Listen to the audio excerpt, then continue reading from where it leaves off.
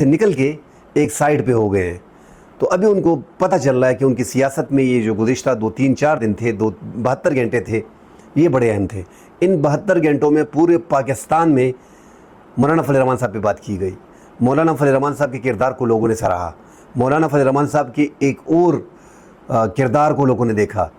اب مولانا فضل الرحمان صاحب مفاہمت کے اور مفادات کے، اس میں کوئی شک نہیں ہے، تمام سیاسی جماعتیں مفادات اور مفاہمت کرتی ہیں، اس کے بادشاہ تصور ہوتے ہیں، مگر یہاں پہ جو مولانا صاحب نے رول ادا کیا ہے، جو آئین کے ساتھ چھیڑ چھاڑ کی جا رہی تھی، جو سپریم کورٹ کو بلڈوز کیا جا رہا تھا، جس پہ گاڑی مکمل طور پہ چڑھا دی گئی تھی، اگر نمبر ان کے پاس پورے ہوتے تو یہ راتوں رات کر بھی دیتے۔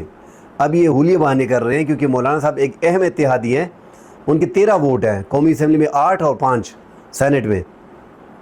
تو یہ مولانا فضل الرحمان صاحب نے جب مکمل طور پہ مسترد کر دیا تو اب مسودہ بھی سامنے آ گیا۔ اب پتہ نہیں یہ اوریجنل مسودہ ہے کہ نہیں ہے، کیونکہ بلاول بھٹو نے کہہ دیا